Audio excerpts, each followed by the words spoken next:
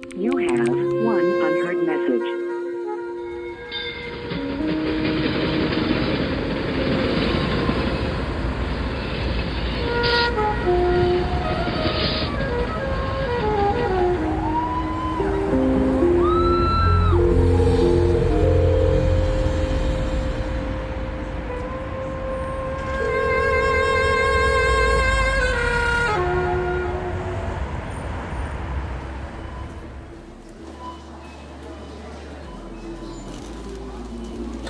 So, throughout my journey in healing and self-discovery, I've come across many different terms and identifiers, but one that speaks volumes and has always spoken volumes ever since I learned about it is called enmeshment.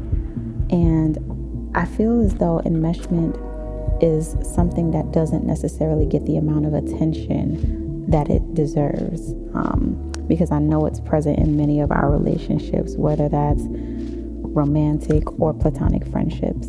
So enmeshment is when someone's personal values are blurred, like when there's a lack of clear boundaries within a relationship, and often results in one person losing some sense of self. They prioritize the other's needs and emotions over their own.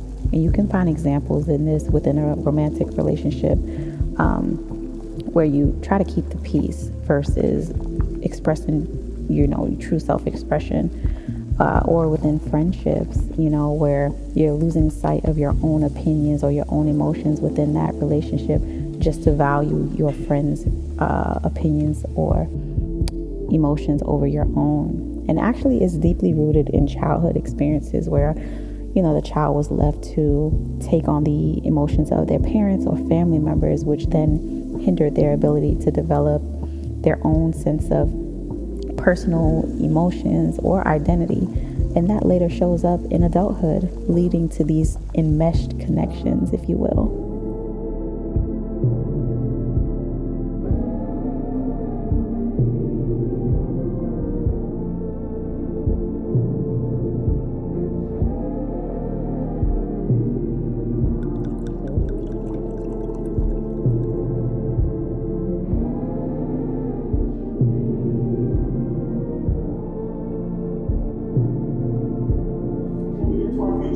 From Mr. Bangs. Stop him all the way to the stage. I can't really speak on being in the shoes of enmeshment because I have spent most of my life on the outside of enmeshment. It's kind of hard to not be enmeshed in an environment because we adapt to wherever we are, whether it's intentional or not.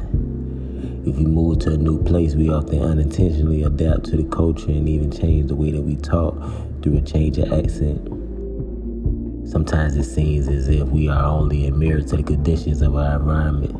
It seems as if we only wake up and react to the world. Knowing the nature of humans, I often change my environment to reflect the person that I want to be. I go places that mirror this instead of adapting to where I am. I am only intimately social with the people who align with who I want to be. I spend a lot of time in isolation so I know who I am. And they say that when you know who you are, you also know who you are not. Knowing who I am allows me to approach relationships as a member of a team. I know what is required of me to benefit the team, but I also know that I am an individual.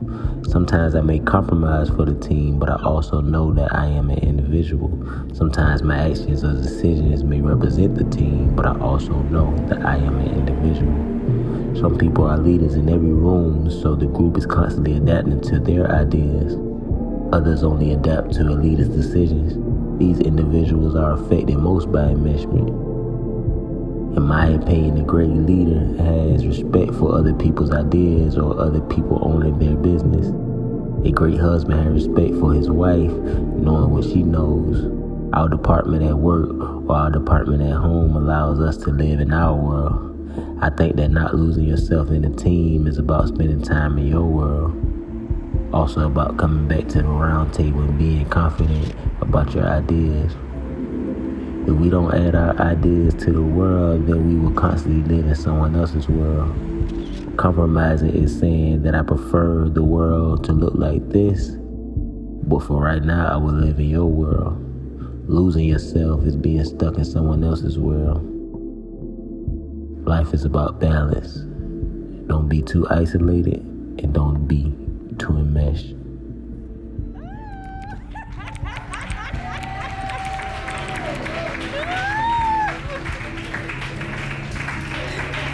Give it up for Mr. Banks one more time.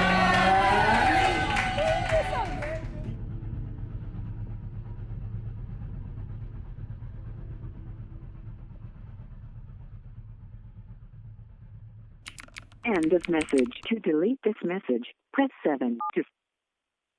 Message deleted.